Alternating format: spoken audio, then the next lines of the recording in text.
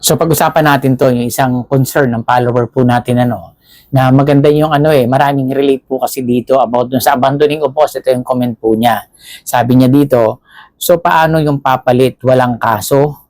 Ikaw na nagsakripisyo, ikaw pa yung mali. So ibig sabihin po niya dito na yung papalitan mo na nga, ayan, nandiyan po yung comment niya.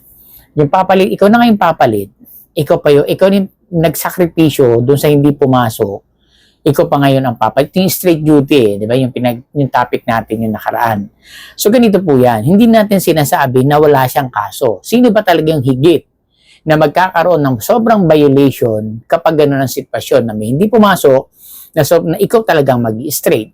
Siyempre po, ikaw na naka-duty. Tandaan po natin huwag niyong iisipin na siya yung mali, hindi iiwanan mo na yung area mo. Parang sabi ko, hindi ko sinasabi na hindi kayo pwedeng umalis. Dapat may proper execution yung pag-alis ninyo.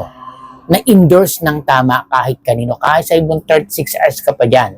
Ikaklaro po natin bigyan po natin ng malawak na pangunawa yung sinasabi ko kasi marami dito ang gumagawa na kapag wala ka pa dyan, uuwi, bahala kayo dyan sa tapos ng duty ko. Hindi po ganon.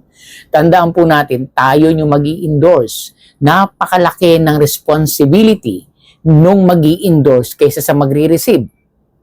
Tandaan po natin hindi ko sinasabing baliwala yung papalit. Kumbaga, ikaw yung mag-i-endorse, ikaw kasi nagtrabaho within 12 hours, kung 12 hours ka, kung 8 hours or 8 hours ka, doon sa papalit sa'yo. Dapat ma-turn over mo ng maayos yan. Parang ganito lang yan di ba? Yung iba kayo naglalaro ng basketball, di ba? Nasa iyo ang bola, ikaw may hawak. Ipapasa mo sa kasama mo. Hindi pwedeng basta bato ka lang ng bato. Kailangan make sure na makukuha niyo yung bola pag pinasa mo. Ganon din po yung trabaho. Iingatan natin yung bola na to, yung trabaho na to, na maibigay sa kapalitan. Okay, wala yung kapalitan mo. Ang ikakatwiran mo, wala akong pakialam sa'yo, may problema sa'yo yung papalit. Mali po yun. Kasi hindi natin alam ba't hindi siya nakapasok. Ano yung reason? Kung emergency yan, may karapatan siya na hindi pumasok. Kung malingering man yan, o iyan ay habitual niya na, problema niya yon. Hindi natin yon. Bahala yung officer ang mag-sanction sa kanya, including the agency. Basta ikaw, ang naka-duty, ma-endorse mo dapat yan, huwag mong yun. Ngayon, kung talagang ayaw mong dumuti, prerogative mo yan. May karapatan ka dyan, pero limited pa rin kasi call of duty na tinatawag. Yan ang sinasabi na sa ating mga security guard, hindi ka pwedeng umalis ng walang kapali. Kaya may General Order number 5. Pakaintindihin po natin, pwede ka namang umalis. Hindi naman sinasabing hindi pwede. Basta ang mahalaga lang, ma-turn over mo ng maayos yan. Kung talagang ayaw mo talagang dumuti, by hook or by crook, parapatan natin yan. Pero kung talagang isip mo, hindi na ako papasok, basta ito-turn over ko to, huwag ka pa rin aalis kahit hindi ka napapasok bukas. Kasi malaki pa rin ang responsibilidad mo. Dahil nung pag-duty mo, tinanggap mo ng maayos yan. So, dapat i-endorse mo. Kung talagang walang papalit dyan, andyan yung may-ari, makipag-coordinate ka sa agency number 1 una, sa mga inspector mo o sa officer mo muna, kung sino nag-handle siya at wala dyan. Sa inspector ninyo, kung ayaw kang paboran ng officer mo, sa may-ari ng agency, kailangan makontak mo. Kung ayaw talaga, dumirekta ka kay client kung talagang hindi mo na kaya.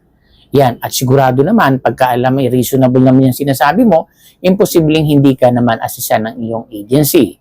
Pero wag nating irarason na siya na ngayon pumalit, ako pa yung mali. Talagang mali ka po kung sakaling ikaw ang naka-duty, naiiwan mo yan. Tandaan nyo palagi yan, Wag na wag nyo gagawin yan. Yun ang sinasabi. Hindi natin mayasabi na siya yung mali. Okay, kung mali na siya pasok, mali niya talaga yon. Sabi nga, ang mali ay hindi maiko-correct na isa pang pagkakamali. Tandaan po natin, kung may sanction, di ba halin sanction niya? Intindin mo yung sarili mo na paano ko ito maiahandle ng maayos yung trabaho na to despite hindi ko na kaya isang guni. Yun po ang ibig sabihin ng General Order number 5 na to quit my post only when properly relieved. Tatandaan po natin yan na dapat talagang na-turn over mo ng maayos yan kahit anong area pa yan, anong pwesto pa yan. Mabigat yung pwedeng mangyari yan kapag iniwanan yung area ninyo. Sobrang laki po ng problema ng kaso ng abandoning of post. Tatandaan po natin yan. Kasi knowledgeable ka na walang papalit ba't mong iiwan. As a professional security, hindi dapat iniiwan yan. Gagawa ka ng paraan. Lagi kong sinasabi lagi kong sinasabi sa mga yung Yung sinasabing June number 5, napakalit lang yung i-memorize, napakadaling intindihin, dapat you have to execute properly ng maayos, ha. Hindi rason po ito yung concern ng ating maganda rin na nag-concern siya ng ganyan. Hindi ako naiinis po, ha. Ang sa akin lang para maipaliwanag ko doon sa mga follower natin, sa kanya na tama naman, lahat tayo may karapatan, may katwiran. Ang ibig sabihin lang dito, hanggang saan yung katwiran, maiaakma ba doon sa reason mo about sa area mo na iiwanan mo despite hindi pumasok yan. Kahit ilang oras ka pa dyan, gumawa tayo ng paraan. At alam din ng agency yan. Yung mga huwag nyong iiwanan kahit anong mayroon unless may mag-receive. Kahit may mag-receive, dapat it should be proper.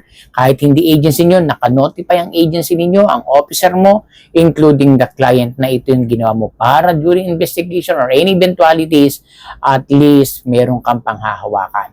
Laging tandaan, safety first. Kung ikaw ay nagsisave ng building, nagsisave ka ng company kung saan naka-assign, una mong isip yung sarili mo. Pero yung iiwanan mo, hindi ka pagganap ng security pag gano'n ang mentalidad natin. Kaya pagpasok sa security profession, dapat laging malawak ang pangunawa. Ito yung sinasabing, you must have a maximum tolerance. So manaliksik, mag-aral, magtanong, dahil like kong sinasabi, na lamang ang may alam.